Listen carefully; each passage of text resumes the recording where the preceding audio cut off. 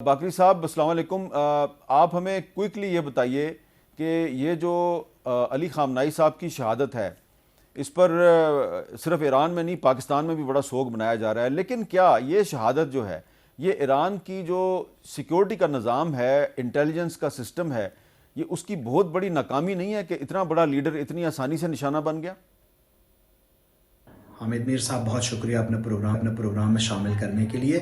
آپ کا جو سوال ہے اس کے دو پہلو ہیں۔ پہلا پہلو وہی ہے جو ویسٹرن میڈیا اور زائنسٹ ڈومیننٹ میڈیا بتانے کی کوشش کر رہی ہے کہ یہ جو آیت اللہ خامنئی صاحب کا شہادت ہے وہ ایرانی انٹیلیجنس فیلئر ہے، لیکن حقیقت کا دوسرا جو رخ ہے اور وہ حقیقت کا رخ ہے۔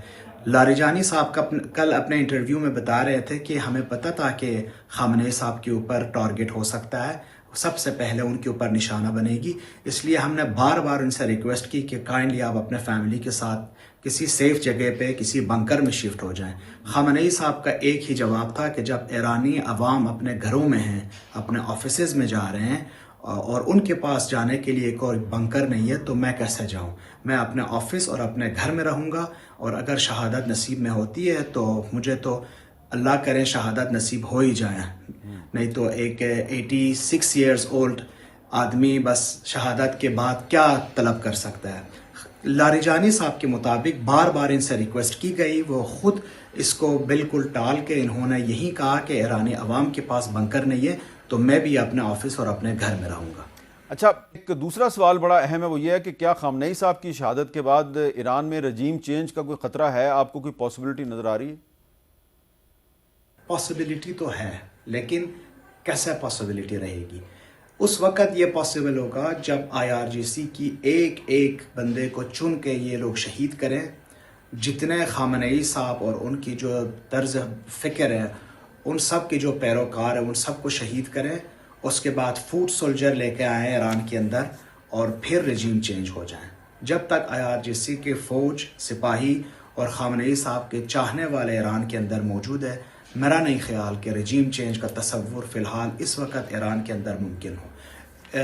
اس کو کنفرم کرنے کے لیے آپ کل کی جو اجتماع تھی ایرانیوں کی ڈیفرنٹ سٹیز میں خامنئی صاحب کی خبر شہادت سننے کے بعد، ان کی آپ اجتماع دیکھیں اور انشاءاللہ ساتھ میں آپ ان کی جو تدفین کا منظر دیکھیں گے، پھر پورا جہان کو، پورا دنیا کو سمجھ آئے گی کہ خامنئی صاحب کے چاہنے والے کس طرح وفادار رہیں گے ان کے طرز فکر اور ان کی انقلاب اسلامی کے ساتھ۔ فی الحال اس وقت رجیم چینج کا پاسبلٹی مجھے نظر نہیں آ رہا۔ اچھا شاہد صاحب، آپ تو اچھی طرح جانتے ہیں ان کو۔ جی باقری صاحب ہمارے اچھے دوست ہیں، اقبال فورم کے ہیڈ بھی ہیں جی، اور بڑا کام کر رہے ہیں ادھر۔ اچھا اب یہ بتائیں کہ کیا آپ ان کی اس رائے سے اتفاق کرتے ہیں کہ ایران میں رجیم چینج کا کوئی خطرہ نہیں ہے؟ میرا اپنا بھی مشاہدہ یہی ہے، میں ایران جاتا رہتا ہوں اور کافی لوگوں سے ملاقات بھی ہوتی ہے، میرا اس کا امکان نظر نہیں آ رہا۔ جو رجیم کا سٹرکچر قائم اور دائم ہے، دیکھیں نا، دو تین چیزیں انڈیکیشن ہیں۔ جب انہوں نے شہید کیا سپریم لیڈر کو، اس کے 1.5 گھنٹے کے بعد میزائلز فائر کیا انہوں نے، اور فوراً ٹرانزیشن تیار ہو گئی، اور جو سٹرکچر تھا وہ قائم تھا کہ یہ ٹرانزیشن ہے، یہ الیکشن ہوگا، آئین کے مطابق وہ سارا ٹرانزیشن بھی تیار ہوگی۔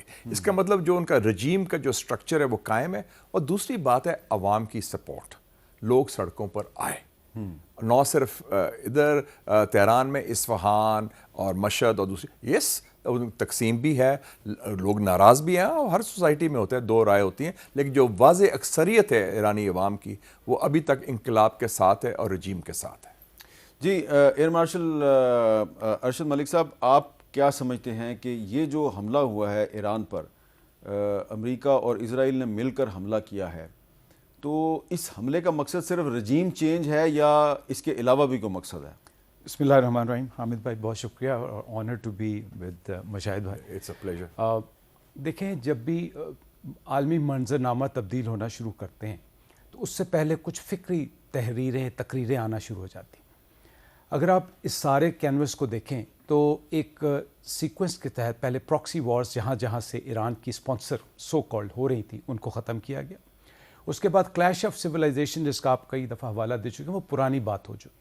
اوڈیڈ یونون اور برنارڈ لیوس جیسے رائٹرز نے بڑا کلیئرلی کہنا شروع کر دیا کہ ہمیں ان ریاستوں سے خطرہ ہے، اور کن کو خطرہ ہے؟ خصوصی طور پہ صہیونی سوچ کو، صہیونی طاقت کو خطرہ ہے. اور کس سے خطرہ ہے؟ وہ طاقتیں جو ایک آئیڈیلزم رکھتی ہیں, ایک آئیڈیالوجی رکھتی ہیں, اور اس کے ساتھ ساتھ اگر وہی طاقتیں, وہی ریاستیں اپنی صلاحیتوں کو بہتر کرنا شروع کرتے ہیں. تو میرے خیال میں یہ اس کی کڑی ہے. میں اس سے زیادہ تفصیل میں جانا نہیں چاہوں گا.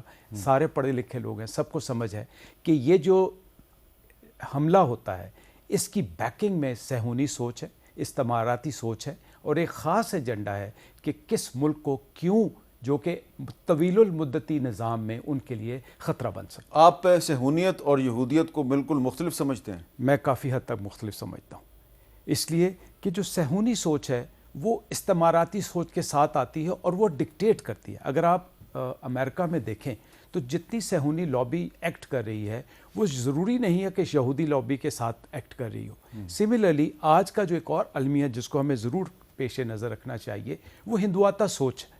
ہندواتہ سوچ اور صہیونی سوچ مل کے ایک انسانیت کے لیے, میں لفظ استعمال کرنا چاہوں گا آپ کے لیے, ایک مکروہ چہرہ بنتا جا رہا ہے جس کے نزدیک کوئی پرنسپلز نہیں ہے, کوئی انسانیت کا کوئی احترام نہیں. آپ اگری کرتے ہیں کہ زائنزم اور یہودیت میں فرق ہے؟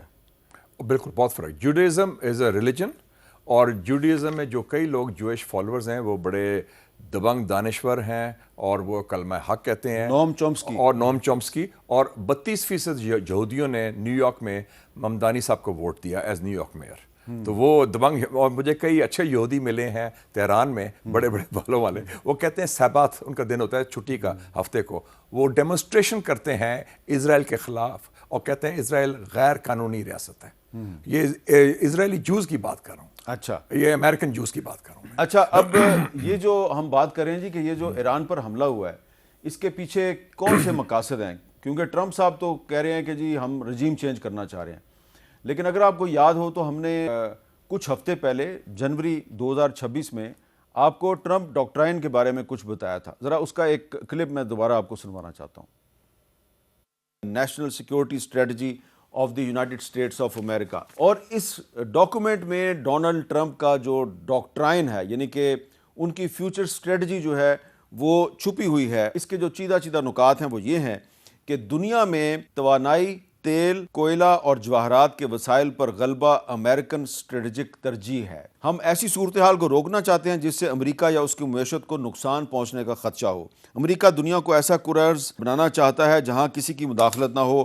اپنی مخالف طاقتوں کو تیل اور گیس کی سپلائی پر غلبہ پانے سے روکنا چاہتا ہے. جو سب سے پہلا نقطہ ہے کہ دنیا میں توانائی یعنی تیل, گیس, کوئلہ اور جواہرات کے وسائل پر غلبہ امریکہ کی اسٹریٹجک ترجیح ہے. یہ بات بہت اہم ہے, اور اب آپ کو سمجھ آ جانی چاہیے کہ انہوں نے وینزویلا پر حملہ کیوں کیا ہے, اور اب لگتا یہ ہے کہ وہ ایران پر حملہ کیوں کریں گے. اور جی اب مشاہد صاحب آپ کیا کہیں گے کہ یہ ایران پر حملہ جو ہے یہ آپ کو پہلے سے اس کی پاسبلٹی نظر آ رہی تھی یا آپ کے لیے یہ غیر متوقع ہے؟ میرے خیال میں اس ٹائم میں مجھے غیر متوقع تھا, حالانکہ تیاری کر رہے تھے. میرا خیال تھا کہ یہ ٹرمپ یہ حماقت نہیں کرے گا, کیونکہ اس جنگ میں وہ ایران از ناٹ وینیزویلا اور ایران صدام حسین کا عراق نہیں ہے. اور میرا خیال تھا کہ ٹرمپ شاید چاہتا ہے کہ کوئی ڈیل کر لے, اور ڈیل تو تیار تھی, لیکن مجھے لگتا ہے کہ نیتن یاہو نے اس کو ٹریپ کر لیا, اور ایپسٹین فائلز میں اس کے خلاف ایسا مواد ہے کہ وہ بلیک میل ہو ہی جا رہا ہے. اچھا, ٹرمپ بلیک میل ہو گیا؟ ٹوٹلی بلیک میل ہوا ہے, اور ٹرمپ ایک قسم کا اب اس کا نیتن یاہو کا پٹھو بن گیا ہے. جو اب دیکھیں تو سب سے بڑی کیجولٹی اس جنگ کی ہوئی ہے ٹرمپ خود. اس کی کریڈیبلٹی زیرو ہو گئی ہے, اس نے دھوکے سے یہ کیا ہے, اور لوگ اب اس کو اعتماد نہیں کریں گے, نمبر 1. اور دوسرا ہے کہ اس کا جو اپنا بیس ہے, میک امریکہ گریٹ اگین, وہ اس کی بنیاد تھی امریکہ فرسٹ. یہ تو اسرائیل فرسٹ کی پالیسی ہوگی. اور جو بورڈ آف پیس اس نے بنایا تھا وہ دفن ہو گیا ہے یہ سارے ملبے میں جو عراق کے خلاف. اچھا, بورڈ آف پیس ختم, اب وہ فارغ ہو گیا. کیونکہ اب تو مطلب آپ پہلے کہہ رہے تھے کہ ہم بورڈ آف پیس میں جا کے کشمیر کا مسئلہ ریز مطلب ہم اگر ممبر ہیں تو کلمہ حق تو کہنا, سچ بولیں, مظلوموں کا ساتھ دیں, صحیح بات کریں, لیکن اب تو بورڈ آف پیس کا جواز ہی نہیں رہا, ختم ہو گیا. It is fallen flat. کیونکہ اس حملے کے بعد, کیونکہ یہ ایک سوچی سمجھی اسکیم کے تحت کیا ہے, جس بنیاد پر کیا ہے, اور میں سمجھتا ہوں کہ یہ اس کا سیاسی زوال شروع ہو گیا ہے ٹرمپ کا اس حملے کے بعد.